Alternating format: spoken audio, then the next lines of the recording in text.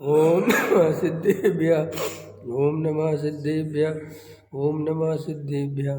मंगलमय मंगले करन गीत राग विज्ञान नमो अरहंत कर मंगल करहु महाग्रंथ करने जाते मिले समाज सब इस भवतरु का मूल जानो मिथ्या भाव ताको कर निर्मूल करिए संतप्त मानस शांत हो जिनके गुणों के गान वे वर्धमान महान जिन बिछ गए हमारे मोक्ष मार्ग प्रकाशक है। 8वां अधिकार है। सबसे नीचे देखो 300 पेज है। अनियोगों में परस्पर दिखाई देने वाला जो विरोध है उसकी चर्चा चल रही है। सबसे नीचे से ऊपर दूसरा पैरा। इसी प्रकार और भी सच्चे विचार से उपदेश को यथार्थ जानकर अंगीकार करना। बहुत विस्तार कहाँ तक है। अपने को सम्यक ज्ञान होने पर स्वयं ही को यथार्थ भाषित होता है। उपदेश तो वचनात्मक है तथा वचन द्वारा अनेक अर्थ उत्पन्न नहीं कहे जाते, इसलिए उपदेश तो एक ही अर्थ की मुख्यता सहित होता है तथा जिस अर्थ का जहाँ वर्णन है वहाँ उसी की मुख्यता है। दूसरे अर्थ की वही मुख्यता करे तो दोनों उपदेश दृढ़ नहीं होंगे। इसलिए उपदेश में एक अर्थ को दृढ़ करे, परंतु सर्व जिनमत का चिन्ह स्यादवाद है और स्याद पद का अर्थ कथनचित है। इसलिए जो उपदेश हो उसे सर्वथा नहीं जान लेना। उपदेश के अर्थ जानकर वहाँ इतना विचार करना कि यह उपदेश किस प्रकार है, किस प्रयोजन से है, किस जीव को कार्यकारी है इत्यादि विचार करके उसका यथार्थ अर्थ ग्रहण करें। पश्चात अपनी दशा देखें। जो उपदेश जिस प्रकार अपने को कार्यकारी हो उसे उसी प्रकार आप अंगीकार करें, और जो उपदेश जानने योग्य ही हो तो उसे यथार्थ जान लें। इस प्रकार उपदेश के फल को प्राप्त करें। क्या गजब! समझ में आया कि नहीं आया? अब बोलो, अब ये जो इतनी अपन ने 8-10 लाइनें भी पढ़ ली हैं, अगर ये बात आप गहराई से समझ लो तो लोगों को जो जब अपन कोई बात कहते हैं और तकलीफ हो जाती है, समझ लो नाराज हो जाते हैं, अंदर से दुखी हो जाते हैं, तो उनको ये समझना चाहिए कि हम जो भी कथन करते हैं हमने वो कथन किस अपेक्षा किया है। तो आपको नाराजगी नहीं होगी। लेकिन आप क्या करते हैं, कथन को उसके अभिप्राय से नहीं समझते, आप शब्दों को पकड़ के रह जाते हैं। ख्याल में है कि नहीं? जैसे अब ये बात बहुत आती है प्रवचन में कि भैया दया दान पूजा भक्ति में कोई धर्म नहीं है, ये पूजा पाठ करने से कुछ नहीं होता। तो आप एकदम आपको ऐसा लगता है कि आग लग गई। जबकि आपको समझना चाहिए अध्यात्म की मुख्यता से, आत्मानुभव की मुख्यता से, भेद ज्ञान की मुख्यता से पुण्य आश्रव है, ये धर्म नहीं है। इसकी मुख्यता से इस कथन को किया गया है। तो साहब अब एक बार सुन लिया, अब 10 बार क्यों सुनाते हो? इसलिए सुनाते हैं कि वो बार बार उसमें धर्म बुद्धि हो जाती है। एक तो धर्म बुद्धि छूटती नहीं, पहली बात समझ में आए कि नहीं आए, और वो बार बार वही एकत्र बुद्धि चलती है। जैसे शरीर और आत्मा को हमने एक बार अलग अलग जान लिया, हो गया कि साहब अलग अलग है, तो फिर रोज भेद ज्ञान क्यों करना? भाई इसलिए करना कि तुम्हें छायक सम्यक दर्शन तो हुआ नहीं। तुम्हें अगर मान के चलो आज उपसम सम्यक तो हो भी गया, तो उपसम सम्यक का काल तो बहुत थोड़े समय का है, अंतर्मुहूर्तवाद वो छूट जाता है, वो गारंटी से जीव मिथ्या दृष्टि हो जाता है। और फिर इस शरीर और आत्मा के इतने निमित्त नैमित्तिक संबंध घने हैं, इतने ज़्यादा परस्पर एक दूसरे के कार्य करते हुए दिखाई देते हैं कि 1 मिनट में जीव अपने को शरीर मान लेता है। 1 सेकंड में, 1 मिनट में जीव अपने को शरीर की क्रिया का कर्ता मान लेता है। 1 मिनट में ये जीव सुनते सुनते कि दया दान पूजा भक्ति में धर्म नहीं है, लेकिन उनमें फिर भी धर्म मानना माने। अब कई लोग कहते साहब हम धर्म नहीं मानते तो क्या हम दया दान पूजा भक्ति करें नहीं? फिर तुमने गलत समझा, फिर तुम नहीं समझे। दया दान पूजा भक्ति नहीं करें, ये कहाँ कहा था उसने? क्या कहा था उसने? कि दया दान पूजा भक्ति करने से धर्म नहीं होता। तो फिर साहब करने से क्या होता? पुण्य है, आश्रव है, बंध होता है। साहब पुण्य आश्रव होता है कि पुण्य आश्रव होता है? समझ में आया कि नहीं आया? तो लोगों को लगता है कि साहब आप निषेध, अरे भाई पुण्य धर्म नहीं है, हमें निषेध करते हैं, तो ये कहने की जरूरत क्या है? अरे 99% लोग उसमें धर्म मानते हैं। देखो ये दया दान गृहस्थी संयम पूजा पाठ है, हमारी पूरी जिंदगी जो है इन्हीं में तो चली गई। हमारे 40-50 साल का जो कैरियर है धर्म के नाम पर, वो हमने काय में खर्च कर दिया। वेद विज्ञान तो कर नहीं पाए, आत्मानुभव तो कर नहीं पाए। आप खुद कहते हो कि नहीं हुआ, आप खुद कहते हो हमें नहीं समझ में आई बात। तो आपको समझना चाहिए कि हमारे जीवन के इतने महत्वपूर्ण समय, ये मनुष्य पर्या इतनी कीमती हमारी कहाँ जा रही है, किस काम में जा रही है। और फिर सच्चाई क्या है कि ये जो दया दान पूजा भक्ति है, ये जो तीर्थों की वंदना है, ये जो कुछ भी है, सच्चाई ये है कि इन पे भरोसा आपको भी नहीं है। कहीं ना कहीं आपको भी इन पे शंका है, लेकिन आप फिर भी अंध भरोसे अंध श्रद्धा करके चलते जाते हो और कोई एकदम से आपको जगा दे तो आपको भयंकर तकलीफ होती है। कि क्योंकि आप कम से कम सोए, जैसे कोई आदमी सपने में राजा था और रियल में भिखारी है, तो सपने में मजा आएगा कि रियल में मजा आएगा? तो उसे जगाना नहीं चाहिए ना, कि नहीं दे तो कि साहब सपने में बहुत मजा आ रहा था। और तो ऐसा होता ही है ना। अपन देखो ना, अपन किसी की क्या बात कहें, अपने को सपन में अपन राजा बन गए और एकदम सुबह उठा दिया किसी ने, उठो, तो एकदम गुस्सा आता है। हम इतने बढ़िया राजा बने हुए थे और हमारा साम्राज्य चल रहा था, तुमने उठा, ए मूर्ख पागल है, भिखारी है तू, काहे का राजा? कि सब सपने में तो थे, सपने का राजा कोई काम का है?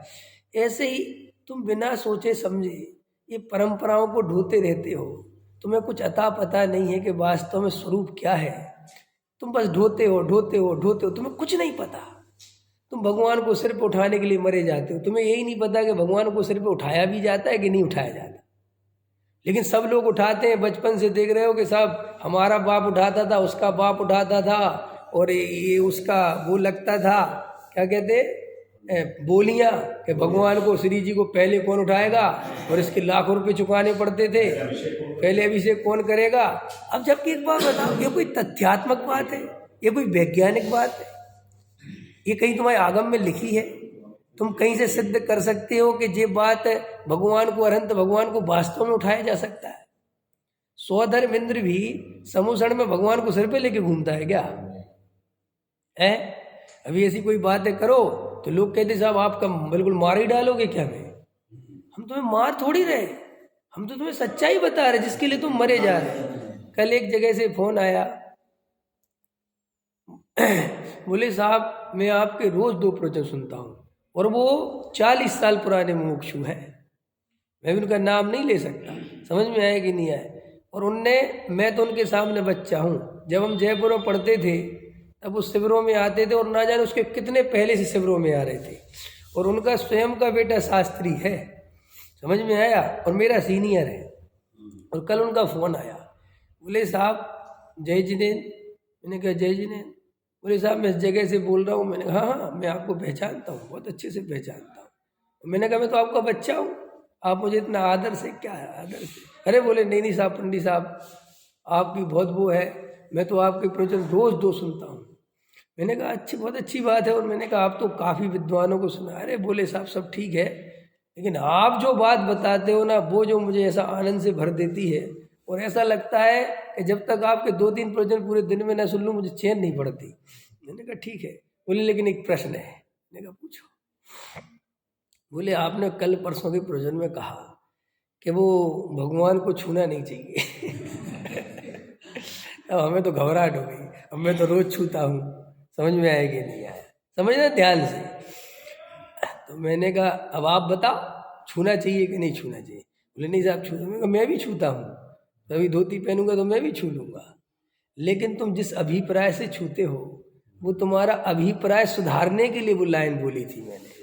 तुम्हें इतना सम्यक ज्ञान तो होना चाहिए कि ये मूर्ति है, प्रतिमा है, और इसकी साफ सफाई करनी पड़ती है, वरना इसमें धूल लग जाती है। इस अर्थ में सारी व्यवस्था है, और इसी अर्थ में हम पैर भी छू लेते हैं। समझ में आया? ऐसे भाव के इतने निकट हो गए तो छू लें। रियल में अनंत भगवान के कोई पैर वैर छूने की व्यवस्था नहीं है। सत्य तो ये है। बोले हाँ बात ठीक है। तो बोले सर इसका फायदा क्या है? आप अगर ऐसा बोलेंगे, मैंने कहा इसका फायदा ये है कि दुनिया को सत्य पता तो रहेगा अनंत के स्वरूप में, सत्य तो पता रहना चाहिए। आप व्यवहार से कुछ भी करो। रमेश चाचा, यार चाचा बोल रहे हैं आप, भाई चाचा हैं नहीं, ये बात आपको पता होनी चाहिए। तो आप बोल क्यों रहे कि भाई लोक व्यवहार है, लेकिन ये मेरे चाचा जी नहीं है। ये सच्चाई पता होनी चाहिए कि नहीं होनी चाहिए? और होता है ना, अपन किसी के साथ जाए, हम आपके साथ गए, आप मेरे साथ गए, और हमने कहा चाचा सुनो, इतने में कोई बोला ये आपके चाचा है? नहीं मेरे चाचा नहीं। देखो तुरंत कहा, मैंने तो नहीं कहा है कि हैं, अथवा ये कह देते कि चाचा जैसे हैं चाचा नहीं है। ये क्यों कहा? प्रश्न है मेरा, क्यों नहीं कहते तो क्या दिक्कत थी?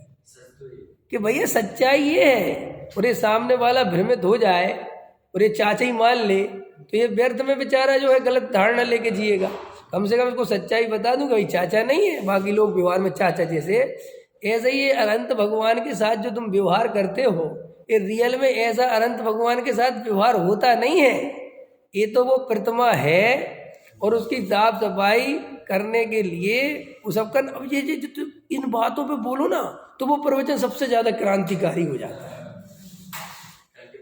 मैंने ये देखा, कोई भी ऐसी बात बोलो आप परंपरा से संबंधित, आदमी ऐसा सुनता है, ऐसे आंख लगा के सुनता है, ऐसे कान लगा के क्या बोला क्या बोला। और जबकि आत्मा की, भेद ज्ञान की, सम्यक दर्शन की, तत्व की कोई भी गहरी से गहरी बात बोलो उसमें सोता रहता है। ठीक है यार, तो कमाल है।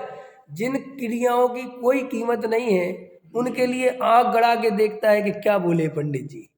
और मैं कह रहा हूँ आत्मानुभव करो, उस तरफ उसका ध्यान नहीं जाता। ये हमारी सच्चाई नहीं है।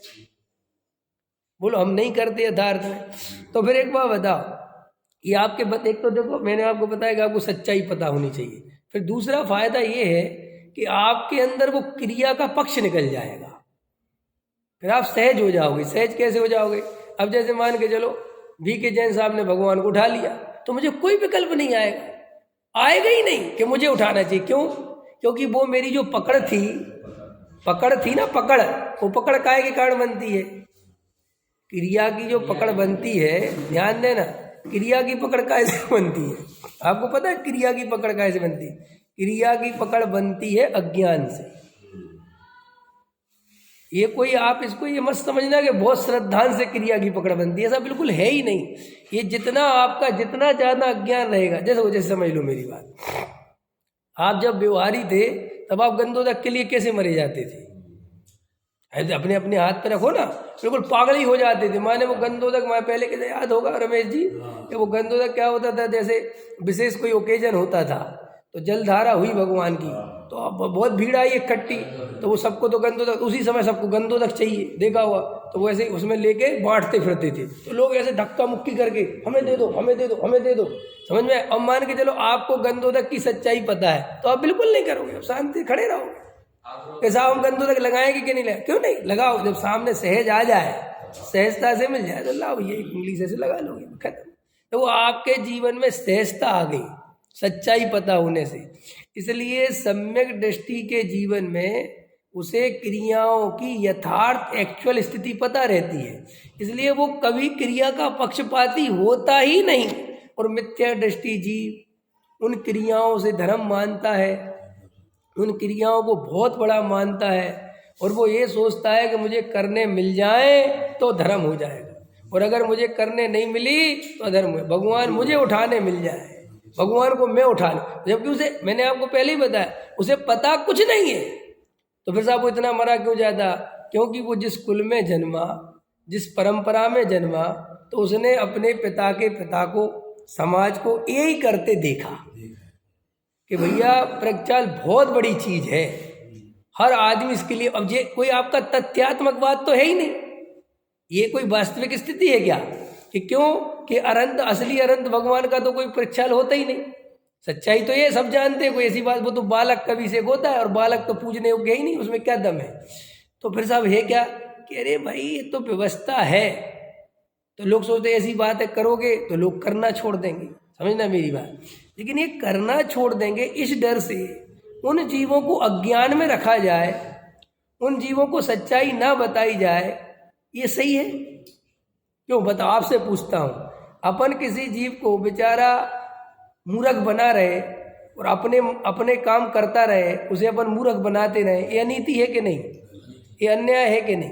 मान के चलो आपके यहाँ एक लेबर काम करती है, वो बेचारा पढ़ा लिखा नहीं है, उसे हिसाब लगाना नहीं आता और आपको पता है इसको पढ़ा लिखा नहीं है बेचारा, और उसको आप 3,000 रुपये बनते हैं और आप उसको 2500 रुपये दे देते हो, समझ में आया कि नहीं? वो कहते जाओ तुम्हारा हिसाब, वो बेचारा सीधा साधा आदमी चला जाता है।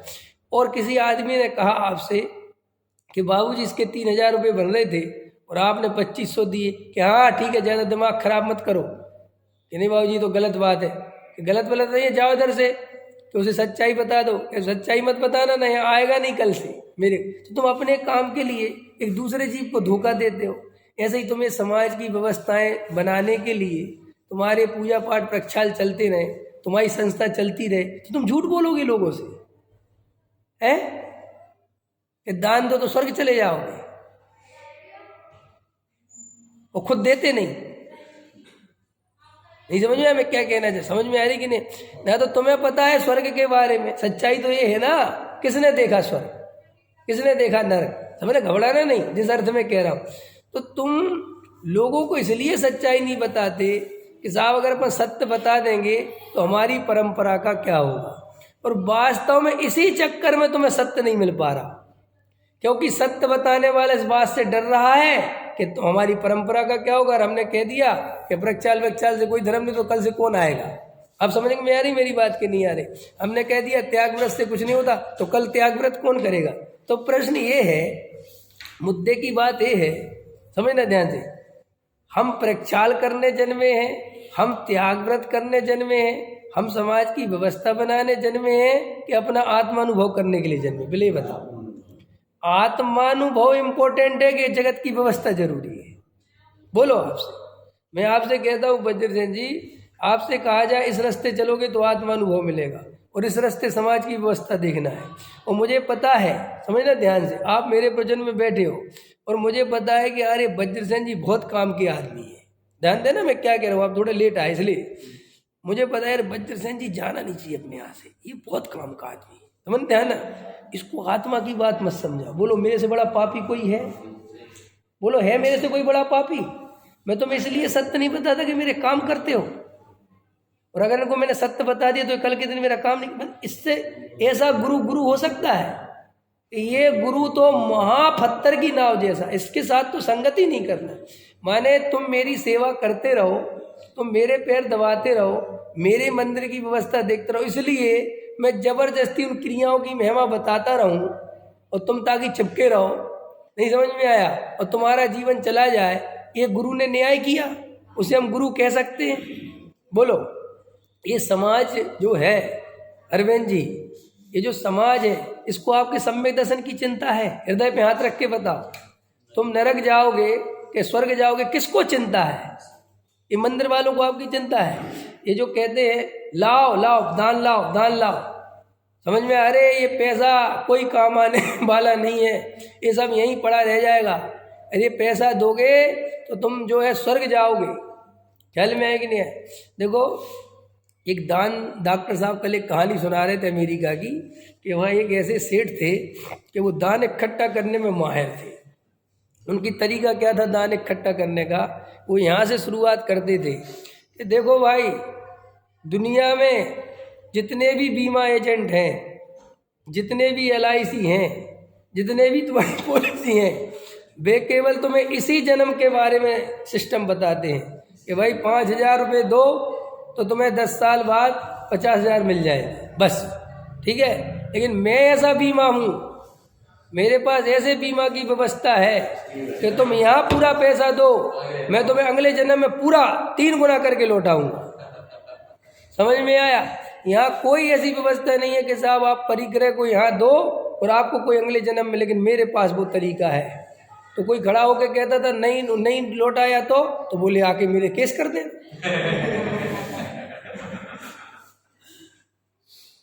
लोग बातों में आ जाते थे। आपको पता ये कोई आपको लगता है कि यार ये अरे यही है, और लोग झट से कहते थे लिखो मार 1 लाख, यहाँ 1 लाख दो, स्वर्ग में इसके बदले करोड़ों अरबों खरबों की संपत्ति में। अरे ये बहुत बढ़िया धंधा। तो एक बात बताओ, ये तुमसे जो दान ले रहा है और जो तुम दान दे रहे हो, तुम भी कितनी गफलत में जी रहे हो, और वो अपना प्रयोजन का सिद्ध कर रहा है। उसे तो अपनी संस्था बनानी है। सच्चाई ये है कि नहीं? अगर ये स्वर्ग के लालच नहीं होते तो ये संस्थाएं चलती? तुम 1 रुपया देने वाले थे? हृदय पे हाथ रखो ना अपने। अरे जितने भी तुम्हारे दान वान इकट्ठे होते हैं, ये कोई लालच छोड़ के नहीं होते हैं, ये तो बड़े लालच के चक्कर में छोटे लालच छोड़े जाते हैं। क्या कहा मैंने? स्वर्ग का लालच मिल गया तो वो सोचता है 10, 20, 50 लाख रुपए, और जबकि अपने पास 10 करोड़ हैं, और इसमें से अगर 10 लाख दे दें और स्वर्ग का भी सिस्टम बन जाए, पूरे तो छोड़ता नहीं यहाँ पे भी कोई, और यहाँ पे भी 10 लाख दे के स्वर्ग का और अपनी सीट पक्की हो जाए तो क्या दिक्कत है? क्यों? ये नेता जो है चुनाव में पैसा लगाते हैं तो समाज सेवा में लगाते हैं कि इन्वेस्टमेंट करते हैं? सेठ जी बताओ, करते कि नहीं करते? हमने इस बार के चुनाव में 20 लाख मिटा दिए कि 20 करोड़ के लिए इन्वेस्ट किया है। किसको मूर्ख बनाता है, किसको झूठ बोलता है? ऐसे ये दान देने वाले बड़े छाती चौड़ी करके चलते, हमने मंदिर को 10 लाख दान दिया, हमने। अरे भैया तू अपने को निर्लोभी मत समझ, तू और बड़ा लोभी है।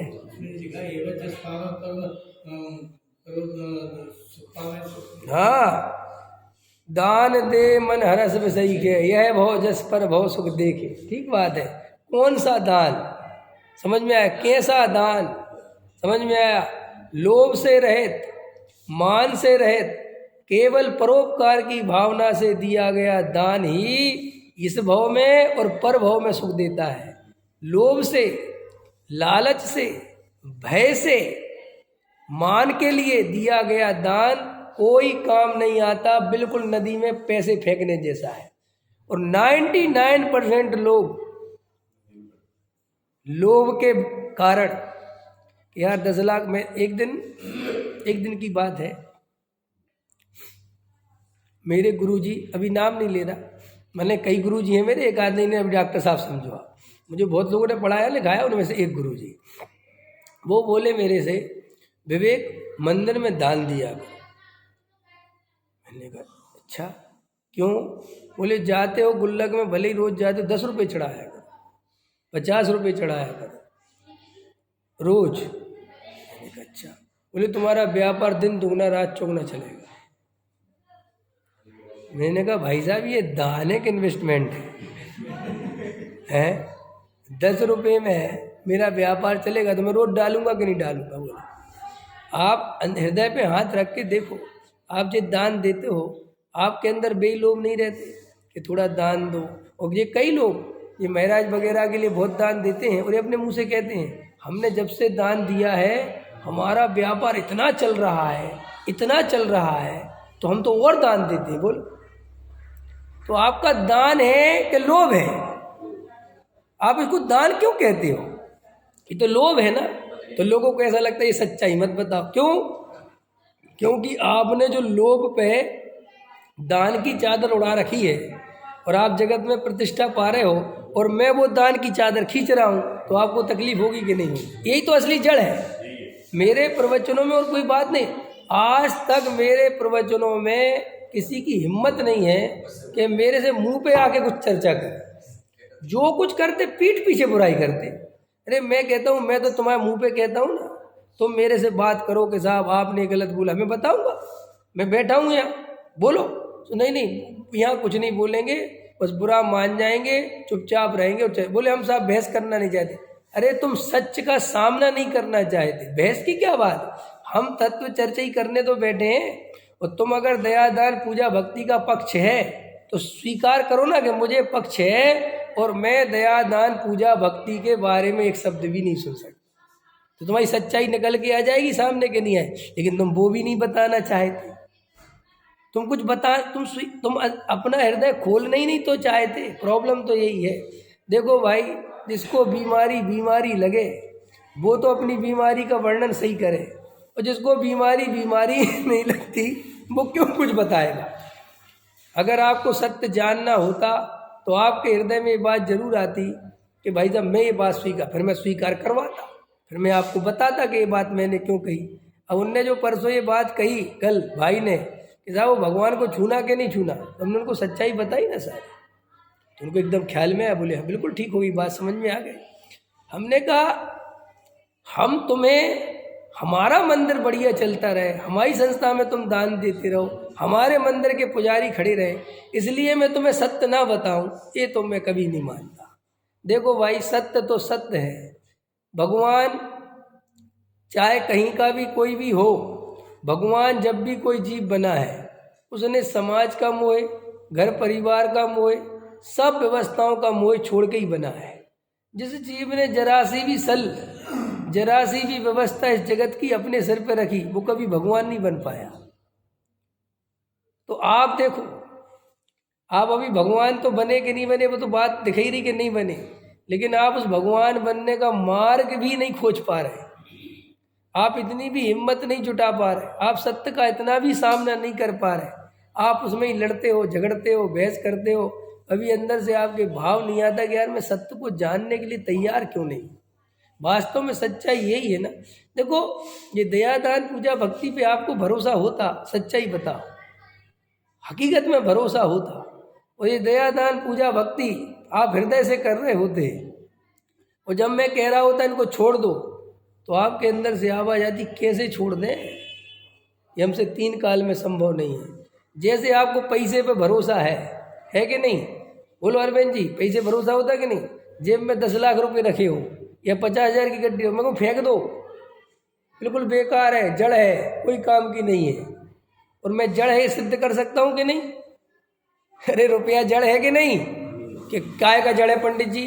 देखो भैया, इसमें स्पर्श रसगंध वर्ण है कि हाँ है, तो ये किसका लक्षण है? पुद्गल का।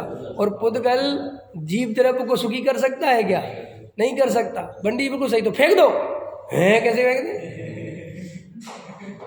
कोई फेंकता है? बोलो कि पंडित जी मैं जानता हूँ तुम बहुत बदमाश हो, हम फेंकेंगे खुद उठा लोगे। समझ में? मैं तो नहीं फेंकता। तो देखो, तुम्हें जहाँ सच्चाई, तुम्हें जहाँ उसकी श्रद्धा भरोसा पक्का होता है, उसमें तुम्हें घबराहट नहीं होती। पैसे की हम कितनी बुराई करें, आज तक कोई एक श्रोता ये खड़ा नहीं हुआ, इतनी बुराई करोगे तो हम छोड़ देंगे। बोलो, छोड़ता है कोई? क्यों? कि वो तुम्हारा हृदय से है। मैंने कल परसों आपको उदाहरण दिया था ना कि तुम जिन भगवान की पूजा कर रहे हैं, तुम्हें हृदय पे भरोसा ही नहीं कि है भी कि नहीं। आपको गलत लग रहा है, आपको लग रहा है पंडित कैसी बातें कर रहे हैं। आप हृदय से जाके देखो, आपको महावीर हुए हैं, आपको भरोसा नहीं है। ऐसी बात तो नहीं, ऐसी तो बिल्कुल है। अरे सुनो तो, हाँ भाई बराबर बात है। पैसे के बिना कौन पूछता है? ऐसे ही पूजा पाठ के बिना कौन धर्मात्मा मानता है? समझ में आएगी नहीं आए, इसलिए करते हैं हम। तो दूसरों को दिखाने के लिए धर्मात्मा बने रहोगे। पैसे से पूछा जाता है। हाँ, पूछवाते ही रहो जिंदगी भर, कोई बात नहीं, कुछ दिन और पूछवा लो।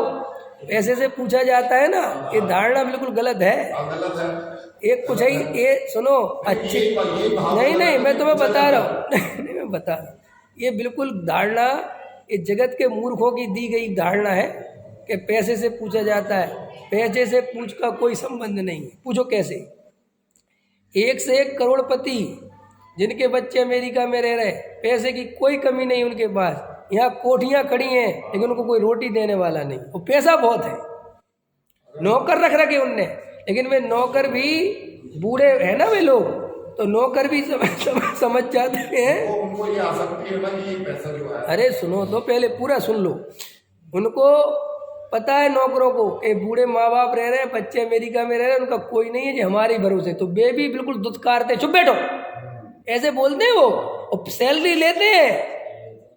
समझ में आया? कि क्यों? कि पैसा है तो पूछ क्यों नहीं हो रही? भाई पैसे से पूछ नहीं होती, पूछने के लिए जिस जाति का पुण्य चाहिए वो पल्ले में नहीं। मैं हाँ अब बोलो। अब ऐसे में अगर वो ये भाव रख दे कि ये भैया तू सेवा कर रहा है, तेरे को पैसा दे दूंगा, फिर कुछ हो जाएगी। हाँ अब क्योंकि पैसा तो उसने वो अमेरिका वाले को ही देना है, बराबर, इसलिए पूछ नहीं हो रही उसकी। बराबर मैं कह रहा हूँ ना, तुमने मान ली ना। तो असलियत में क्या हुआ? नहीं नहीं, असलियत में क्या हुआ? पैसे से पूछ हुई कि उसका मोह है, दुख कैसे हुआ? पैसे नहीं होने, दुख तो मोह से ही हुआ ना। तो वही तो बता रहे कि जब पैसे तेरे अंदर जो मोह बैठा है, असली जड़ तो वो है। उसको विश्वास दे दे कि हाँ। तेरे को दूंगा पैसा, हाँ तो बिल्कुल एक गलत धारणा है। वो कह दे ना ले ले ले, वो उसी का गला दबा दे। कुछ एक से एक दुनिया में संसार, ये आपको अन्यथा मत लेना, ये मान्यता ही तो आपका मिथ्या दर्शन नहीं जाने दे रही है। हमारी समस्या है। थोड़ा जोर से बोलना, आवाज आए। भैया माइक देखो, मेरे पास तो माइक है नहीं, आपकी तो आवाज लेकिन बच्चे सेन जी को माइक दे दो एक।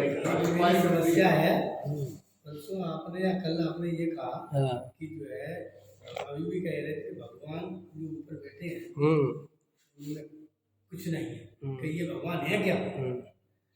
अब मैं खुद जो है जब अपना अनुभव बता रहा हूँ, हाँ जब दर्शन करा तो वो भगवान नहीं आया। हाँ। प्रभु के प्रति जो स्थापना निश्चय से भगवान तो है हमारे, बराबर, लेकिन इस तरह की भाषा से हाँ हमारे अंदर जो फिर वो दर्शन करने के लिए गए, बराबर, वो भाव नहीं बने, बराबर। वो कमी है। बहुत अच्छा, हाँ बहुत अच्छा। इतना बढ़िया प्रश्न पूछा है कि मैं चाहता था कोई तो ऐसा प्रश्न पूछ ले, समझ में आया। ये प्रश्न आया, यही तो। हाँ भाई, अब जब आए नहीं, इसी बात पे तो जवाब दिया है 15 मिनट मैंने, कि आप जो झूठी धारणाएं लेके जीते हो, और जब इन धारणाओं को कोई गिराता है तो आप इतने घबरा जाते हो कि यार मेरा कल जो दर्शन में मन लग रहा था वो आज इनकी बात कहते नहीं लग रहा। इसका मतलब क्या है? इसका मतलब वो काली माता जैसा है वो, कि तुम्हें किसी ने आके कहा कि ये पत्थर है, कहेगा कोई है का, तुम एकदम घबरा गए। अब कल तक तो तुम उसे भगवान मान के पूज रहे थे, और आज तुम्हें एकदम से वो वास्तव में जब सच्चाई तो यही है, ये तो तुम भी जानते हो सच्चाई। समझ रहे मैं क्या कहना चाहता? थोड़ा घबराना नहीं, प्रश्न बहुत इंपॉर्टेंट है। और इसी डर के कारण इस दुनिया में इतना मोह और मिथ्यात्व फैला हुआ है, इसी डर के कारण। ना मिथ्यात्व की औकात नहीं है कि वो ज़्यादा दिन टिक जाए। अरे मिथ्यात्व को तो तुम बचा के रखते हो, क्योंकि तुम्हें ये डर लगता है कि अगर पूरा मिथ्यात्व चला गया तो मैं जीऊँगा किसकी दम पे। समझ ना ध्यान से। देखो आपका ही प्रश्न है कि सब जब आप ये कह देते हो तो हमारी वो श्रद्धा उड़ जाती है। अब मेरा प्रश्न है, पैसे से वो श्रद्धा क्यों नहीं उड़ी? पत्नी से वो श्रद्धा क्यों नहीं उड़ी? मकान से वो श्रद्धा क्यों नहीं उड़ी? संपत्ति से वो श्रद्धा क्यों नहीं उड़ी? मान कसाय की इतनी बुराई करी, इतना बताया कि मान महा विश्वरूप, इतना बोला उसके बारे में, फिर भी उसके प्रति वो श्रद्धा, वो लालच क्यों नहीं उड़ा? और जरा सा ये भगवान का बोलते ही क्यों उड़ गया? विश्वास है वो विश्वास नहीं, सुनो हाँ ठीक है, वो ठीक है, अपना उत्तर ठीक है। ये तुम करते हो परंपरा से, ये तुम्हारा अनुभव नहीं है। तुमने भगवान को वास्तव में देखा नहीं कभी। ये तुम्हें बचपन से ये भगवान है, समझ में आया? वो जो हिंदू वाला भगवान नहीं है, तो उसके प्रति तो तुम्हारी श्रद्धा जगती नहीं। और हिंदू को ये बोला गया कि ये भगवान नहीं है, ये भगवान है, तो उसकी श्रद्धा वहाँ जगी रहती है। और अल्लाह वाले को बोला गया कि भगवान है ही नहीं, बात ही खत्म हो गई, वो दिखाई नहीं देता, वो निराकार है। सो वो मस्जिद में मूर्ति नहीं बनाता, उसका स्टाइल अलग है। क्रिश्चियन वालों का भगवान वो सूली पर चढ़ गया था तो वो आज तक चढ़ा ही हुआ है। समझ में आया कि नहीं आया? तो वे उसी को मानते। और जबकि तुम जाना चर्च में, तुम्हारी श्रद्धा बिल्कुल जगेगी क्या? तुम्हें कुछ अब तुम क्या सोचते हो कि मैं बहुत समझदार हूँ। हमारे दिमाग में क्या चलता है कि मैं बहुत समझदार हूँ, तो मैं इसको भगवान नहीं मानता, मैं इसको भगवान नहीं मानता, मैं तो एक बीतरागी भगवान को ही भगवान मानता। ठीक है कि नहीं? तुम क्या, जबकि तुम्हारे अंदर ये अनुभव से नहीं आया है, ये सब तुम्हारे अंदर जो कुछ आया है तर्क से, युक्ति से, आगम से और परंपरा से आया है। तो तर्क, युक्ति, आगम और परंपरा अगर जब उस पर कोई प्रश्न चिन्ह खड़ा कर दे तो तुम घबरा जाते हो, क्योंकि वो तुम्हारे अनुभव से तो आई नहीं बात। तुम्हें तो वो समझ रहे हो मैं क्या कहना चाहता हूँ? कर करके बोल बोल के तुम्हारे ऐसी धारणा पैदा कर दी कि यही भगवान है और ये भगवान नहीं, ये भगवान है और ये भगवान नहीं, ये भगवान है और ये भगवान, बस वो आपकी धारणा।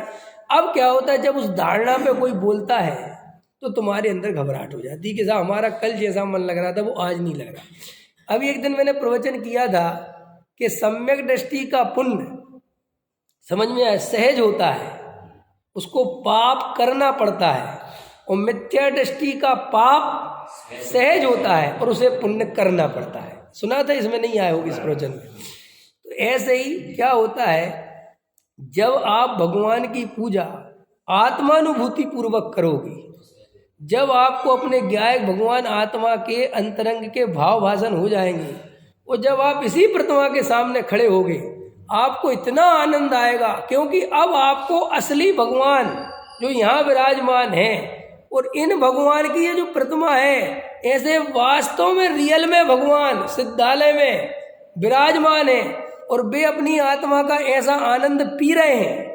समझ में आया? अब देखो और उदाहरण दे देता हूँ। जैसे सचिन तेंदुलकर है, तो अब सचिन तेंदुलकर की फोटो एक आदमी ने अपने घर पे लगा रखी, और वो क्रिकेट का बहुत बड़ा फैन है और खुद बल्ला लेके गेंद खेलने जाता है। हमने एक दिन आपको कहा था, अगर सचिन की महिमा आपको करनी है तो आपको क्रिकेट खेलना आना चाहिए। समझ में आ रहा? क्योंकि आपने अगर खुद क्रिकेट नहीं खेला होगा तो आप कभी नहीं समझ पाओगे कि 100 शतक बनाना कितना कठिन है। बहुत अच्छा उदाहरण दे रहा हूँ, थोड़ा समझना ध्यान से। एक बच्चे ने अपने घर पे सचिन तेंदुलकर की फोटो लगा रखी, और मैंने उससे कहा कि अरे ये तो फोटो है, ये कोई सचिन है क्या लगा रखी फोटो, क्या इसके सामने खड़ा रहता है? तो वो कहता, भाई साहब आपके लिए फोटो होगी, ये मेरे लिए फोटो नहीं है, ये मेरा आदर्श है। समझ में आया? ये मेरा भगवान है। समझ में कि नहीं ये नहीं है, वो तो वहाँ खेल रहा है कि उससे तो मैं रोज मिल नहीं सकता, लेकिन इसे देखता हूँ तो मुझे इसकी पूरी वो 100 सेंचुरी और वो लगाने का तरीका और कितनी मुश्किल है हर बॉलर का सामना करना, और उसने किया, इसकी फोटो देख के सब याद आता है। अगर तुम्हें भगवान को देख के ये मोह, राग, देश, कसाय, ये मचमच, ये संसार की दुर्दशा, ये सब तुम्हारे अंदर ख्याल में आती, और तुम्हें ये ख्याल में आता कि हे जिनेंद्र देव, आपने सबको जीत लिया, आपने मोह को कैसे नाश किया, कैसे आपका इतना पुण्य का उदय था, 100 धर्मेंद्र आपकी सेवा में खड़ा रहता था, कैसे आपने 1 मिनट में धक्का दे के आप दीक्षा लेके चले गए। मुझे एक एक कसाय इतना दुख देती है, मुझे मंदिर वाले जरा सी माला पहना देते हैं तो मैं प्रसन्न हो जाता हूँ, जबकि पैसे लेके पहनाई, और आपको तो 100 धर्मेंद्र माला पहनाने खड़ा रहता था और आप ऐसे पुण्य को छोड़ के चले गए। हे भगवान, आपको देख के मुझे इतनी महिमा आती है। अब मैं कितना ही कहूँ ये पत्थर है, तो तुम कहोगे मुझे पता है, लेकिन इसको देख के मुझे असली भगवान याद आते हैं। समझ में आया? लेकिन वो असली भगवान तभी याद आएगा जब तुम्हें यहाँ की असलियत पता होगी। लेकिन तुम्हें असलियत भगवान की पता नहीं होगी तो तुम इस प्रतिमा में जब कोई कहेगा ये जड़ है तो तुम्हारी श्रद्धा एकदम डगमगा जाएगी, घबरा जाएगी, और यही डर तुम्हें सताने लगता है कि भैया हमें ऐसे प्रवचन नहीं सुनना। तुम ऐसे प्रवचन सुनना चाहते हो जो तुम्हारी अंधश्रद्धा को मजबूत करते रहे, तुम्हें धक्का देते रहे कि नहीं नहीं करो करो, कि साहब मेरे भाव नहीं, अगर भाव नहीं आ रहे तो भी खड़े रहो, लगे रहो, कोई बात नहीं, वरना नरक चले जाओगे, बहुत पाप बन जाएगा, ये हो जाएगा, वो हो जाएगा। ये जो तुम्हारा भय का व्यापार है ये तुम्हारी अंधश्रद्धा को मजबूत करता है। देखो मैंने आपको 2 एग्जाम्पल दिए और आप नहीं हो तो देख लेना। आपके घर में आपने कोई खिलाड़ी को या कोई जो भी बच्चे लगाते हैं, समझ में आया, तो उसके लिए वो फोटो नहीं दिखती, उसके लिए वो रियल दिखता है। क्यों? क्योंकि उसको फोटो से भाव भाषण नहीं है, उसने खुद जो बल्ला पकड़ा है और उसे जो पता है, ओ भैया ये बहुत कठिन काम है। ऐसे अगर तुम रोज तत्व विचार करते, रोज आत्म ध्यान करते, और तुम देखते कि मैं आधा मिनट भी नहीं टिक पाता, और ये भगवान कैसे टिके होंगे, और मेरे बाहर में कुछ भी पुण्य का उदय नहीं है, मुझे रोज धक्के खाने पड़ रहे कि नहीं है? अपने पास विषय भोगों के लिए कुछ है, कुछ अनुकूलता है अपने पास? बोलो है? अरे हो तो बताओ कि कैसे। शरीर महादुखिया, 2 रोटी पचती नहीं, बेटा सुनता नहीं, शरीर चलता नहीं, समझ में आया। पैसे कमाने के लिए धक्के खाने पड़ते हैं, घर परिवार में अनुकूलता नहीं, मोहल्ला पड़ोस ढंग का नहीं, कोई हमारी सुनता नहीं, मंदिर में जाओ तो बेइज्जती, घर जाओ तो बेइज्जती, इतनी धक्कियाई जिंदगी जीने पर भी है। बोलो रमेश जी सही है कि नहीं? फिर भी तुम्हारा आत्मा में मन नहीं लगता। सुनो सुनो ध्यान से सुनो, उन तीर्थंकरों के बारे में सोचा करो जिन्हें सौधर्मिंद्र खड़ा रहता था, जिनकी पत्नियां इतनी सुंदर थी कि सौधर्मेंद्र की सची इंद्राणी फीकी पड़ जाए, जिनके पास वज्र विषम नाराज सेनन था, और ऐसा सेनन था कि अगर कहीं रख दें ऐसा तो टुकड़े टुकड़े हो जाए। कभी उनको सर्दी जुकाम नहीं होता, कभी उनको बुखार नहीं आता, उन्हें कभी शरीर उनका गंदा नहीं होता, उनके अंदर पसीना नहीं आता, पता है तुम्हें, मलमूत्र नहीं होता। इतनी उत्तम व्यवस्था लेके जन्मे हो और सोचो उस पुण्य के वैभव को फिर भी लात मार दे, बंद करो ये सब और जंगल चले जाए, सोचो कैसा पुरुषार्थ होगा। इस दृष्टि से देखो भगवान को, तब आएगा ऐसा पुरुषार्थ करने का भाव। अरे तुम तो इन भगवान के सामने बिना सोचे समझे बेहोशी में चावल उठा दिए, चढ़ा दिए, अर्घ बोले, बोलते चले जाते हो और सोचते हो ये पूजा है, पूजा है, पूजा है। तुम्हें कुछ खबर नहीं पड़ती कि ये भगवान कैसे भगवान बने, मैं इनके चरणों में क्यों आया, ये कहाँ विराजमान है, ये क्या कर रहे हैं, कौन से ध्यान में लगे हैं। तुम यहाँ एक तरफ भगवान की पूजा भी करते रहते हो और वहाँ पैसे के बारे में भी सोचते रहते हो, इसलिए तुम्हारी पूजा कोई सार्थक नहीं है। मैं तुम्हारी ऐसी पूजा छुड़ाकर तुम्हारी असली पूजा कराना चाहता हूँ। जिस दिन तुम्हें सम्यक दर्शन हो जाएगा। पंडित जी आप कैसे कहते हो? मैं जो ये कहता हूँ ना, ये ऐसे ही नहीं कहता हूँ, कुछ सोच के ही कहता हूँ। अब मैं नहीं कह रहा हूँ कि अनुभव से कहता हूँ, अभी सब सम्यक दृष्टि मानने लग जाओगे। सारे विचार ऐसे ही चलते हैं, हाँ जैसे आप कह रहे हो, लेकिन एकदम जो नाम आ जाता है पत्थर, तो एकदम दर्द होता है। बिल्कुल वो दर्द, जो बात स्पष्ट है, हाँ बिल्कुल ठीक बात है। डरो मत, उसको और गहराई से देखो।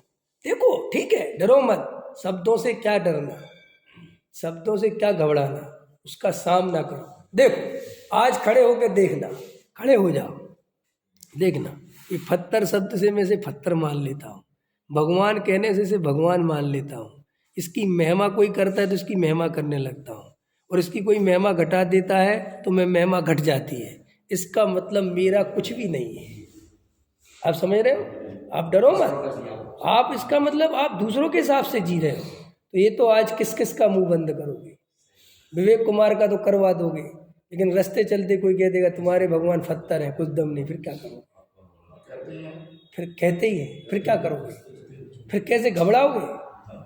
भाई एक वो सुना ना, जाकी मूरत, क्या है वो, जिसने जो क्या है, जिसने देखी जैसी मूरत, अरे उसको वैसा दिखता है। क्या बोले अभी है ना, अरे जे की जैसी दृष्टि, ऐसा ना, बाकी वैसी सृष्टि, और जो जिसने जैसी देखी मूरत, प्रभु की मूरत वैसी, ऐसा कुछ है ना कि भाई भगवान कैसे हैं, कि तुम्हें भगवान कैसे दिखते हैं, कि जैसे तुम हो। नहीं समझ में आया? जैसे तुम कोई पाप करके आए तो तुम भगवान के सामने खड़े हो गए, तो तुम्हें ऐसा लगा भगवान भी गुस्सा में देख रहे हैं मेरी तरफ। समझ में आया कि नहीं? मुस्कुरा से नहीं रहे आज, समझ में? हाँ बिल्कुल सच्ची बात है। और मान के चलो तुमने दान वान दिया, आज उपवास करा, तो तुम्हें भगवान मुस्कुराते हुए दिखेंगे कि आज भगवान प्रसन्न है, आज सही किया ना भगवान। तो इसका अर्थ क्या है कि वो तो वैसा ही है। ये तो तेरी दृष्टि, क्या कह रहे हैं बहन जी, सच्चाई नहीं बोली मैंने, वो दृष्टि वैसी। समझ में आया कि नहीं आया? जैसे चोर की दाढ़ी में तिनका क्या है, ये चोर की दाढ़ी में तिनका क्या, समझते हो ना ये तो बात, कि भाई जैसे वहाँ जो चोरी करी हो, समझ में आया कि नहीं आया? और एकदम से कोई कहे चोरी हो गई तो वो एकदम चिल्लाता, क्या मतलब है, यहाँ का चोर समझते हो? भैया तुम इतने चिल्ला क्यों रहे, पहले बताओ। समझ में आया कि भैया गारंटी से कुछ गड़बड़ है। जैसे लोग में कहते हैं चोर की दाढ़ी में तिनका है। एक बार की घटना है, पुलिस किसी चोर का पीछा कर रही थी, अभी सच्चे ही बिल्कुल, और दूसरा चोर होगा तो वो तो कर रहे किसी को, जो ये पुलिस देख के घबरा गए, इसने हाथ ऊपर कर दिए। उनने कहा इसको भी गाड़ी में डालो। कह रहे सब मैंने सब मैंने नहीं, कह रहे डाल को भी बाद में पूछेंगे। और दूसरे तो वो कह रहे नहीं तो दूसरे को पकड़ने जा रहे थे, तो कह रहे साहब मुझे क्यों पकड़ लिया? बोले तूने हाथ ऊपर क्यों करे? समझ में आया कि नहीं आया है? और फिर बाद में जेल में पता चला कि ये भी चोर है। हकीकत बात है, हम देख लेना, ये तो आप सच्चाई है। देखो जैसे देखो आप और भी उदाहरण दे सकते, हजारों उदाहरण दे सकते। आप रेलवे टिकट, अब तो समय बदल गए, पहले बिना टिकट के रेल में चढ़ जाते थे तो क्या होता था कि पूरे टाइम ही आपको टीटी दिखता था, चाहे हो चाहे नहीं हो। कोई दूर से भी काली शर्ट पहने आ गया वो, अब मर गए। और सुनो, कभी ऐसा भी होता है कि अब आपके पास टिकट नहीं है और टीटी आगे, अब आपको आपका चेहरा देख के समझ जाता है वो किसके पास टिकट नहीं है। कोई ऐसा थोड़ी कि मस्त मशीन है वो, लेकिन तुम्हारी घबराहट, तुम्हारी बेचैनी वो बिल्कुल समझ जाता है। इसको रखो, ये जो टिकट चेक करते ना, तुम देखना, तुम ऐसे जाना एकदम, वो तुम्हें बिल्कुल नहीं रोकेंगे। और तुम जरा से इधर उधर हुए, कहते इसको पकड़ो, ये छुप क्यों रहा है? और कभी भी बोलते हैं भी कि जेलो टिकट, जब तेरे पास टिकट थी तो तू इधर उधर से क्यों हो रहा था? साहब मैं तो ऐसे ही हो रहा था, आपको परेशान करना। इसको रख साइड। तो देखो भाई, तुम इन शब्दों से डरोगे, भयभीत रहोगे तो तुम दुनिया में कहाँ कहाँ बचोगे। एक बार हृदय से भगवान की सच्ची पूजा करना सीखो। देखो भाई, तुम्हारी श्रद्धा मजबूत होनी चाहिए। आपको हिंदू जब कुछ कहता है कि तुम्हारे भगवान ऐसे क्यों रहते, तुम कहते तू कुछ नहीं जानता, समझ में आया कि नहीं? और जब आप उससे कहते हो कि तुम्हारे भगवान ऐसे नाचते कूदते, तो वो कहता तुम कुछ नहीं जानते। पता प्रॉब्लम कहाँ से क्रिएट होती है? जब अपना ही आदमी अपना ही गड्ढा खोद दे तो बहुत घबराहट होती है। इसलिए सबसे पहले जो क्रांतिकारी आदमी होता है वो सबसे पहले अपने घर से ही निकाला जाता है। समझना, थोड़ी खतरनाक बात। क्या कहा मैंने? जो क्रांतिकारी आदमी होता है वो सबसे पहले अपने घर से ही निकाला जाता है। सबसे पहले वो अपनी पत्नी के सामने बुरा बनता है। पत्नी कहती तू किस घड़ी में मेरा पति बन गया, क्योंकि वो क्रांतिकारी है ना, पत्नी की भी श्रद्धा हिल जाती है। फिर उसे समाज वाले निकालते हैं कि तू हमारी समाज से निकल, क्योंकि तू हमारी समाज में रहेगा तो हमारी समाज टुकड़े टुकड़े हो जाएगी, क्योंकि तू ऐसी बातें बोलता है कि घबराहट पैदा होती है। हम कम से कम वो दया दान पूजा के भरोसे चल रहे हैं और तू आके एकदम से बोल देता इसमें कुछ नहीं है। अब हम तो ये भी नहीं कह सकते कि तू अजैन है, तू है तो हमारे यहीं का। और हम तुझसे ये भी नहीं कह सकते कि तू अज्ञानी, क्योंकि तू हमसे भी ज़्यादा पढ़ा लिखा है, वो शास्त्र पढ़ता है। और तेरी बात हम काट सकते नहीं, क्योंकि तर्क उक्ति से सिद्ध कर देता है। समझ में आ रहे मैं क्या कहना चाहता हूँ? तुम मेरे से तर्क उक्ति से हार जाते हो, तुम मेरे ज्ञान से हार जाते हो, और तुम मेरी श्रद्धा से हार जाते हो। तो तुम्हें ऐसा लगता है कि अब इस आदमी का कोई मुकाबला नहीं कर सकते, इसलिए इसका उपाय है गेट आउट।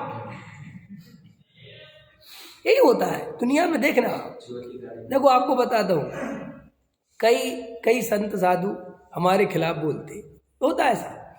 अपन उनसे पूछो कि आप हमें गाली देते हो, इसकी जगह हमारी गलती बताओ। सीधा गाली पे उतर आते हो, इसकी जगह हमारी गलती बताओ। कि तुम गुरुओं के बारे में, तो तुम बताओ गुरु का स्वरूप क्या है। हमने गलत पता तो तुम सही बताओ, तुम वो तो बताते नहीं, क्योंकि पता तो तुम्हें भी है कि असली गड़बड़ तो है ही। समझ में? तो आगम में तुम भी जानते हो कि मुनिराज का क्या स्वरूप लिखा है, तुमने ही पढ़ा है। अब लेकिन तुम्हें करनी अपनी मनमानी, और वो तुम्हारी सच्चाई बता रहा है। तो अब तरीका है कि इससे जीत तो सकते नहीं समझे? ये है दुनिया, ऐसे ही चलती है। अब जैसे मोदी का कोई मुकाबला नहीं दिख रहा विपक्ष को, यार इसका क्या करें, क्या भ्रष्टाचार इसके पास है नहीं, समझ में आया? कोई स्त्री से इसका चक्कर नहीं, कोई इसका कैरेक्टर खराब नहीं, हम इसका करें क्या? तो अब एक नया चला दिया, ये परिवार नहीं है इसका। समझ में आया? बिना परिवार वाले से क्या पता परिवार क्या होता। अब लीजिए कोई बात हो, ये कोई चुनावी मुद्दा हो सकता है, नहीं समझ में आया? तो आप क्या होते हैं कि जब आप किसी से जीत नहीं पाते हो तो आप उन बातों को करने लगते हो जिन बातों की कोई सर पैर नहीं होती, कोई सर पैर होता ही नहीं, और आप बोलने चले जाते हो।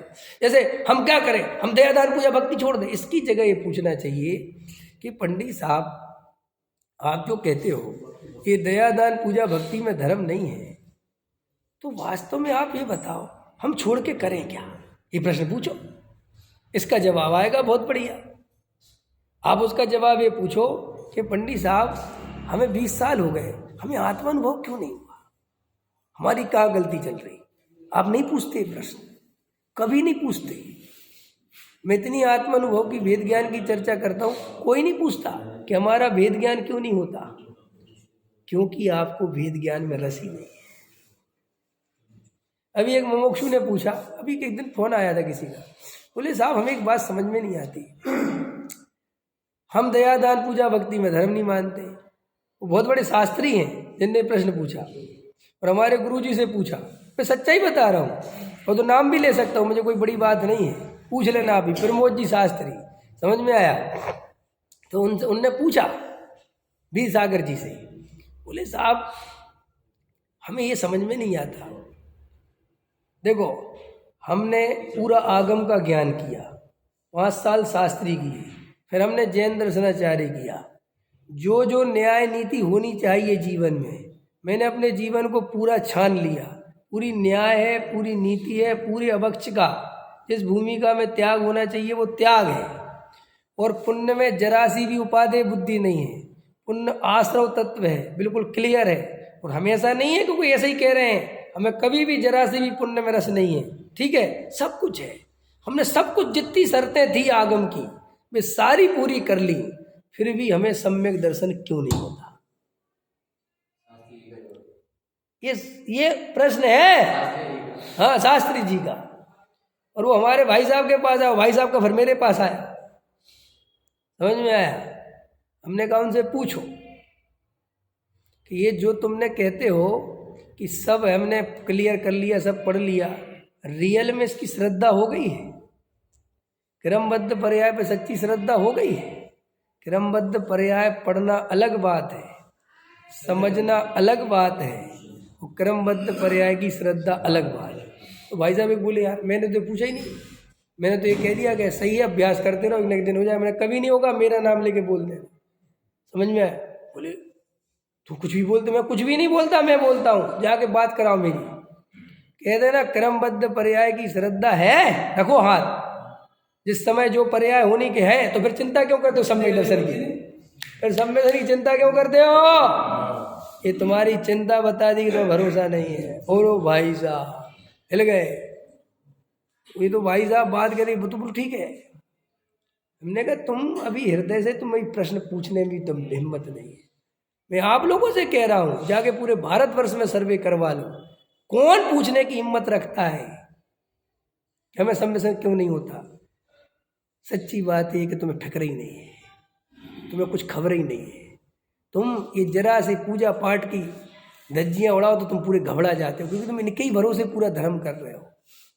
तुम्हें जरा से दया दान पूजा भक्ति के भरोसे जी रहे हो। भले ही तुम कांजी स्वामी के ग्रुप में आ गए, इससे होता क्या है? कोई कांजी स्वामी किसी को धर्म थोड़ी दे देंगे, वो अपना धर्म करने थे कर गए, वे तो अपने अनुभव से अपना जीवन जी गए, और तुम उनके पीछे चलने लगे और सोच रहे कि हम उनकी लालटेन में चल लेंगे। कुछ नहीं होना, उनका उजाला उनके लिए है, श्रद्धा होनी चाहिए। तुम अपना तो देखो। अरे विवेक कुमार है, तुम सोच रहे विवेक कुमार बहुत बढ़िया है, तो विवेक कुमार अपने लिए है, वो अपना काम कर जाएगा, तुम रह जाओगे। कल बताया था ना, अपो दीपक भव, अपने दीपक स्वयं बनो। गणधर को, गौतम गणधर को महावीर का राग रह गया तो मोक्ष नहीं हुआ,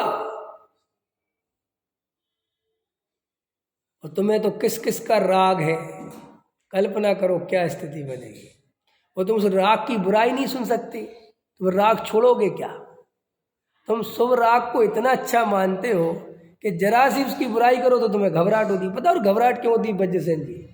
इसलिए कि ये शुभ राग भी भगवान भरोसे कर रहा है। बताता तो इसे है नहीं, अंदर से तो आता नहीं बेचारा। एक तो सुबह 6 बजे उठ के आओ, मेहनत करो, समझ में आया, ठंड में आओ, धोती पहनो, ठंडाते रहो, और तुम आके कह दो एकदम बढ़िया स्वेटर वेटर पहन के कुछ नहीं होता इससे, तो घबराहट होगी कि नहीं होगी? कोई आदमी भगवान के भरोसे चल रहा है तो तुम कह दो कुछ नहीं होता, तो घबरा ही जाएगा ना वो, क्योंकि उसकी अंदर तो उसे भी कुछ पता नहीं है, भाव वासन तो उसे भी नहीं। आप एक उपवास कर रहे हो मान के चलो, तो आप किसी के कहने से तो कर रहे हो, आपको पता थोड़ी कि उपवास से कुछ होता है, क्योंकि आपने शास्त्र में पढ़ लिया उपवास का फल है, उपवास का फल है, उपवास का फल है, उपवास का फल है, समझ में आया। और एक आदमी एकदम से आके कह दे कुछ नहीं होता, बिल्कुल 2 कौड़ी की बात है, अरे बाप, हम तो मुफ्त में भूखे मर गए, अब तुम्हें घबराहट होती। तो तुम ऐसे आदमी को बुलाते हो जो उपवास की तारीफ करे, क्योंकि तुम्हारी प्रॉब्लम ये है कि तुम सत्य की जगह अपनी मान्यता पुष्ट करवाते हो। तुम ये नहीं कहते कि अरे हमारी मान्यता 2 कौड़ी की गिरा दो, कोई काम की नहीं। क्यों? वो श्रद्धान भी कोई श्रद्धान है जो किसी के कहने से हिल जाए है? बोलो, कोई दम है उन बातों में? श्रद्धान तो इसे कहते हैं कि धन कोई बुराई कोई कितनी करे, लेकिन दोनों हाथ बटोरते रहते हैं। एक तरफ कहते भी रहते हमें धन की जरूरत नहीं है, हमें धन की कोई जरूरत नहीं पंडित जी, परिग्रह महादुखदाई ए बहु आरम परिग्रह नारकस आयुष सहा। पंडित जी साहब, अरे रे रे, तो सुनो तो यार, तुम ये बाद में बोलना, पहले सुनो तो। क्या बोलो अब क्या बोल रहे हैं? क्या कहाँ? पैसे में? आत्मा में? हाँ, बराबर। अच्छा, बहुत अच्छा पूछा आपने। कहा मैं श्रद्धान है, सुनो मैं जवाब दे रहा हूँ, उतना ही मैं समझ गया आपका। आप ये कह रहे हैं कि श्रद्धान है तब तो आ रहे, हम कब कह रहे हैं कि श्रद्धान के बिना आ रहे हो? लेकिन ये श्रद्धान जो है ये बहुत कमजोर है। अरे अब हम सुन तो लो, अब आगे तो यार सुन ली हमने, अब आगे तो सुनो। वो जो श्रद्धान है वो बहुत कमजोर है, समझो। वो भय के कारण, सुनो पूरी बात, भय के कारण है, नरकादि का भय। अंदर ये लालच है कि भैया भगवान की सेवा भक्ति करते रहो, भैया पूजा पाठ दया दान करते रहो। नहीं, आपको लगता है कि नहीं है तो वेरी गुड। नहीं, ये जो श्रोता जब बैठे हुए हैं, हाँ, बिल्कुल छले हुए हैं, हाँ, और ये जो है बिल्कुल लालच से बिल्कुल नहीं आ रहे, भेद विज्ञान के लिए आ रहे। अब ठीक है, बिल्कुल, अब ठीक, अब बिल्कुल अच्छा। अब ये रुक जाओ ना, मैं तो अब रुक जाओ। इसी के लिए आ रहे, इसी के लिए आ रहे। प्रश्न कितने साल से आ रहे? जवाब दो। जब से आ रहे। अब देखो, अब सुनो, अब तुम्हारे अंदर अरविंद जी, तुम्हारा प्रश्न का जवाब। अब वो भेद ज्ञान, जो असली भेद ज्ञान है, वो चलता है क्या? वो चलता है अंदर, वो देखो अपना कि भाई हमारा वो भेद ज्ञान चलता है। अब देखो, आप भेद ज्ञान का अर्थ ये लगाते हो कि मैं आत्मा हूँ, मैं शरीर नहीं हूँ, मैं तो जानने देखने वाला हूँ, मैं तो ज्ञाता हूँ। और आप ये 10-5 बातें आप सोचते हो कि हम इन बातों को दिन भर में 2-4 बार कर लेते हैं तो हमारा भेद ज्ञान चलता रहता है। देखो, भेद ज्ञान किसे कहते हैं पहले ये समझ लो। जड़ पदार्थों में से बिल्कुल सुख बुद्धि निकल जाए, बिल्कुल निकल जाए, इतनी निकल जाए जड़ पदार्थों में से सुख बुद्धि कि अंतरंग में पूरा वजन अपने ज्ञायक भाव का आवे, तो वो भेद ज्ञान पक्का है। दूसरी बात, आप अपनी सहत नहीं, ये भाव चला जाएगा, अपने को उसमें ताकत लगानी है। डरते क्यों? लग रही है तो वेरी गुड, फिर क्यों चिंता करते हो? अरे यार, हम तो ये बात, अब आप समझे, आप ये बात अपने ऊपर फिर क्यों लेते हो? फिर जब आपका सही वेद ज्ञान चल रहा है और आपके यथार्थ काम हो रहा है, तो ये तो मैं प्रवचन अज्ञानी के लिए सुना रहा हूँ और तुम तो ज्ञानी हो गए, तो तुम ये प्रवचन अपने ऊपर मत लिया करो भाई। मैं प्रवचन खाली तुम्हारे लिए थोड़ी कर रहा हूँ। मैं तो देखो, एक बात बताओ, डॉक्टर के पास बीमारी का इलाज होता है और बीमारी ठीक हो गई, समझना मेरी बात, तो डॉक्टर क्या करेगा? क्या कहेगा? दूसरा बीमार लाओ। ये तो ठीक हो गया साहब, कि नहीं दूसरा बीमार लाओ, क्योंकि हमारा काम क्या है? बीमारी का इलाज करना। ऐसे ही अगर आप लोगों में से आप पक गए हो, आपका भेद ज्ञान दिन भर चलता है, आपको दया दान पूजा भक्ति में धर्म नहीं दिखता, आपको जरा सी भी एकत्व बुद्धि नहीं होती, आपको क्रिया की पकड़ नहीं है, तो वेरी गुड, आपने मेरा फल पा लिया।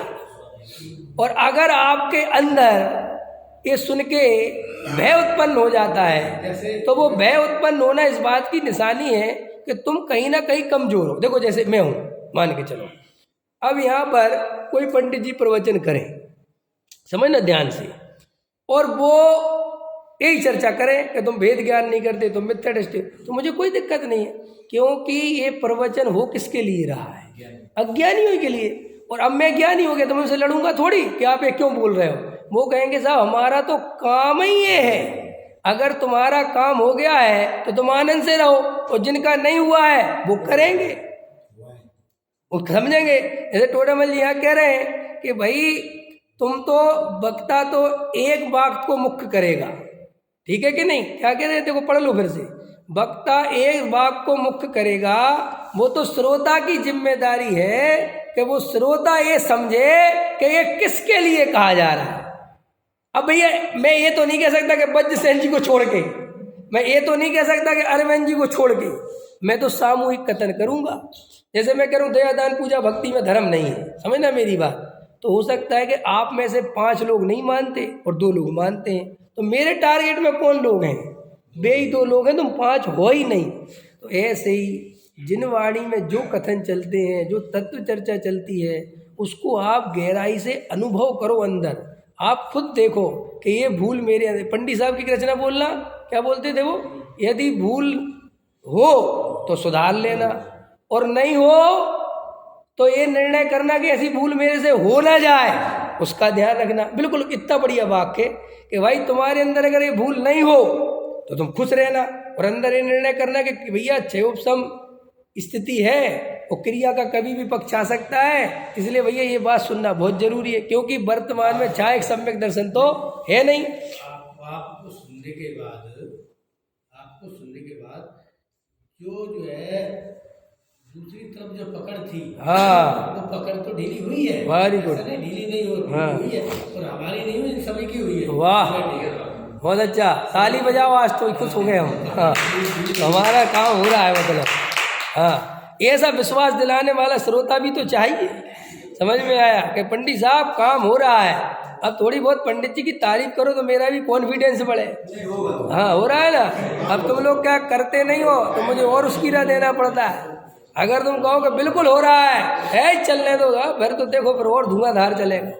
लेकिन बिल्कुल ये बात समझ लो, मेरा अभिप्राय सिर्फ एक ही है, सबके लिए जो भी प्रवचन सुन रहे हो, सम्यक दर्शन की प्राप्ति हो जाए भाई, और मुझे कुछ लेना देना नहीं है। देखो भाई, तुम पूजा करो तो हृदय से करो, भक्ति करो तो डूब के करो, सच्ची करो, बेईमानी से मत करो। धन के बारे में सोच रहे और बार में धर्म के क्षेत्र में खड़े हो तो ईमानदार बनो कि हम सही नहीं है, गलत है, धोखा दे रहे हैं। लोग हमें धर्मात्मा समझ रहे हैं और हम बगले की भांति, वो बगले की भांति समझते कि नहीं समझते? कौन सा बगले वाला क्या है? अरविंद जी, रामचंद्र और लक्ष्मण जा रहे थे तो बगला बैठा था और एकदम ऐसा बैठा था, तो लक्ष्मण जी बोले राम से, देखो भैया बगले जैसी भक्ति होनी चाहिए, बगले जैसा ध्यान होना चाहिए। बोले भाई कैसी अज्ञान भरी बातें करता है ये बगला, पता है ध्यान काय के लिए करता है? ये मछली के लिए कर रहा है कि हिलता भी नहीं, एक पैर पे खड़ा है कि मछली को पता नहीं चले कि यहाँ खड़ा है, और जैसे ही मछली आएगी तुरंत दबा लेगा। समझ में आया? तो ऐसी बगला भक्ति नहीं करना। तुम्हें लोग तो धर्मात्मा समझे, तो तुम्हारे अंदर धन की महिमा चले, तो देखो तुम अपनी परीक्षा करना। तो मैं तो यही बोलूँगा कि साहब आप ये क्यों बोलोगे कि भाई जिसके अंदर धर्म की महिमा चल रही होगी उसके लिए तो मुझे उपदेश देना ही नहीं, लेकिन जिसे धन की महिमा चल रही होगी उसके लिए तो बीमारी निकालनी है। जो दया दान पूजा भक्ति, देखो गुरुदेव 45 वर्ष तक एक ही बात कहते रहे कि दया दान पूजा भक्ति में धर्म नहीं, इस जड़ की क्रिया में धर्म नहीं। तो उनसे लोग कहते थे कि भैया साल भर कह तो लिया, अब रहने दो। समझ में आया? तो वो कहते थे जिनके समझ में आती जा रही भी साइड में लगते जाओ, जो नए आ रहे हैं उनके लिए तो वो नहीं है। डॉक्टर साहब जब अभी समय बाद की बात है, दादा के पास हम जाते थे और कोई भी आता था तो कहते पढ़ो। तो ये जो उनकी चर्चा है ना समाधि, ये भी बाद में लेके समाधि में हो जा, तो जो आता था उससे पढ़वाते थे, कहते थे पढ़ो। तो जैसे भी तत्व विचार एक पढ़ के गया, अब दूसरा आया तो कहते थे तुम पढ़ो, तीसरा आया तो उससे कहते थे तुम पढ़ो।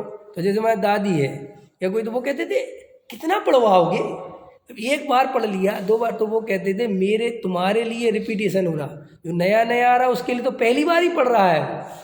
समझ में आया? उसने तो पहली बार खोल के देगा, और मैं इसलिए पढ़वाता रहता हूँ नए नए लोगों से कि इन बेचारों को पता तो चल जाए कि इसमें लिखा क्या है। ये बाद में पढ़ेंगे भी नहीं, मुझे पता है। समझ में आया कि नहीं आया? देखो भाई, एक चुटकुला सुना देता हूँ ताकि तुम्हारा मूड फ्रेश हो जाए। एक आदमी चंदूमल रास्ते में जा रहा था, खजूर का पेड़ था। चंदूमल बोला कि भगवान, अगर आज ये खजूर खाने मिल जाए ना तो 1 रुपया चढ़ाऊँगा। और साथ में भी बोला, भगवान मेरे पुराने वादों को याद मत रखना, वे भले ही झूठे थे लेकिन अब किसे सच्चा है। अगर ये खजूर मिल जाए तो 100% 1 रुपया तो चढ़ाऊँगा। तो चढ़ा भैया खजूर के पेड़ पे। चढ़ते चढ़ते चढ़ते ऊपर पहुँचा, और जब 1 फुट रह गया खजूर तो एकदम से बोला, यार भगवान ये कुछ ज़्यादा ही हो गया। चढ़ा तो मैं, मेहनत तो मैंने करी, समझ में आया कि नहीं आया? और बताओ 1 रुपया इतने से खजूर के लिए बाजार में 50 पैसे के मिल जाते, ये खजूर 1 रुपया ज़्यादा। और एकदम इतना कह रहा था और हाथ पैर छूटे और वो नीचे धड़ाम गिर गया। तो नीचे धड़ाम उड़ गया तो उसकी कमर टूट गई। तो भगवान से कहता, भगवान तुम मजाक भी नहीं समझते। अरे मैं तो 1 रुपया चढ़ा था, मैं तो थोड़ा मजाक कर रहा था।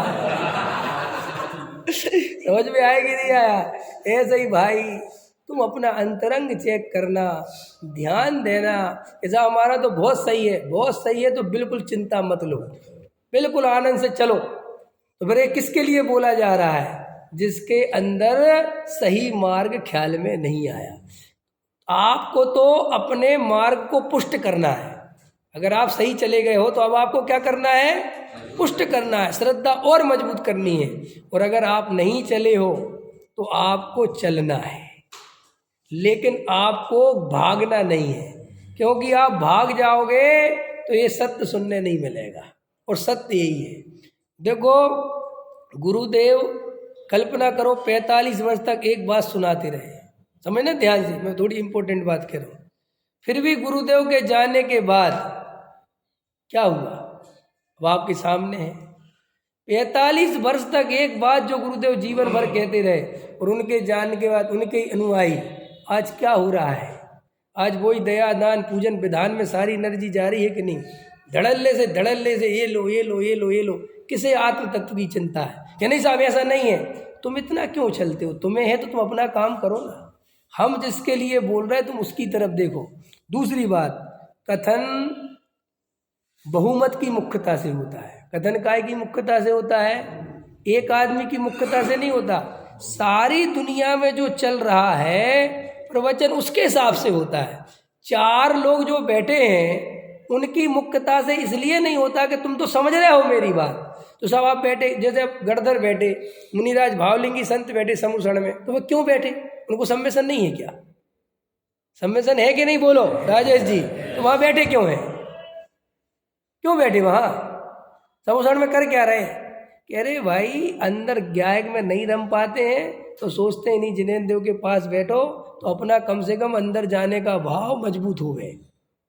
समझ में आया? और इससे बढ़िया कोई जगह नहीं हो सकती। ऐसे ही अगर आपने तत्व समझ भी लिया है तो भी आपको यहीं बैठना है, क्योंकि इसको और मजबूती देना है। क्योंकि कमजोर बहुत है। बाहर अगर ज़्यादा टहले और बाहर ज़्यादा सत्संग किया तो वापस तुम्हारा ये छूट जाएगा सब। समझ में आया कि नहीं आया? इसलिए उस बात से नहीं लेना। अरे भाई जी समझ में आ गया कि नहीं आ गया? पूरी तरह क्लियर होगी बात कि नहीं? अब फिर से पूछो, समझ में आ गई कि नहीं आई? नहीं आई हो तो फिर से पूछना, कल पूछना। आज का तो समय पूरा हो गया। लेकिन आप लोग एक कभी मत सोचना कि आप पूछोगे तो मुझे तकलीफ होगी। आप लोग जितना पूछते हो, जब वज्रसेन जी आए थे ना प्रवचन में, मुझे बहुत मज़ा आता है, क्योंकि मुझे जागृत आदमी बहुत पसंद। मेरी बात को काटने वाला भी चाहिए, मेरे को गलत कहने वाला भी चाहिए, क्योंकि मैं भी कोई केवली ज्ञानी थोड़ी हूँ। हो सकता हो कि आपको मेरी बात नहीं समझ पाए, या मैं जिस अभिप्राय से समझा रहा हूँ आप उस अभिप्राय से नहीं समझ पाए और आप गलत लेके चले गए और आपने कही नहीं। इससे अच्छा है कि कह दो। उससे क्या होगा कि आपको सही बात सुनने मिल जाएगी। और आपको बिल्कुल अंदर से भय नहीं रखना। आपको मेरी बात गलत लगे बिल्कुल बोल देना, हमें बात नहीं समझ में आ रही, मैं समझाऊंगा। और फिर भी नहीं समझा पाया तो तुम उस बात को छोड़ देना, दूसरी बात पे बात करेंगे, और क्या कर सकते हैं। लेकिन जागृति से सुनना, परंपरावादी मत बनना, परंपरा का बोझा मत ढोना। इन परंपराओं में आज तक किसी को धर्म नहीं मिला। सीधी सी बात है, आपको ये परंपराओं की चिंता छोड़ना पड़ेगा। कल मैंने रात को अरविंद जी को एक बात बताई थी। ये आदमी एक साहित्यकार, उसने कल लिखा था वो 4 लाइनें। एक आदमी पूरी जिंदगी अपनी जाति के लिए लड़ता है। क्या? एक आदमी पूरी जिंदगी अपनी जाति और अपनी परंपरा के लिए लड़ता है, और एक दिन क्या होता है कि बेई आदमी जब वो मर जाता है तो अछूत कर देते हैं कि हटा उसको, उसी शमशान में जाके जला दो। माने बेई लोग उसे अछूत कर देते, जिसके लिए वो मर गया बेई उसे क्या कर देते? अछूत, मुर्दा हो गया, हटा उसको। और वो तो उसने मरने के बाद लिखा था। मैं तो आपको जीने के समय बता दूँगा कैसे। जब हम में से कोई बूढ़ा हो जाएगा, जब हमें बीमारियां घेर लेंगी, हमारी लाट टपक रही होगी, कफ निकल रहा होगा, मलमूत्र में पड़े होंगे, और हम आपको देखने आएंगे तो हम 10 फुट दूर खड़े रहेंगे। ऐसे कितने फुट दूर खड़े रहेंगे? वहीं से पूछेंगे, सुनाई दे रहा है? दिखाई दे रहा है? कुछ समय हम तुम्हारे पास नहीं आएंगे। वो कोई ये और कह दे इनको लगनी बीमारी है, तो क्या करोगे? कमरे में भी ना घुसोगे। अभी कोरोना में देख लिया ना तुमने, तो क्या करें? अरे भाई कुछ मत करो, तुम अकेले हो, अकेले थे, अकेले रहोगे, संग साथ की कोई व्यवस्था। इसलिए ना समाज के नाम पर लड़ो, ना जाति के नाम पर लड़ो, ना पंथ संप्रदाय के नाम पर लड़ो, ना भगवान के नाम पर लड़ो। समझ में आया? और ना अंधश्रद्धा के नाम पर लड़ो, ना झंडे के नाम पर लड़ो। लड़ो तो सिर्फ अपने मुंह से लड़ो, लड़ो तो अपनी कसायों से लड़ो, इनको जीतो। बाहर में लड़ने लायक कुछ भी नहीं है। सहजानंद।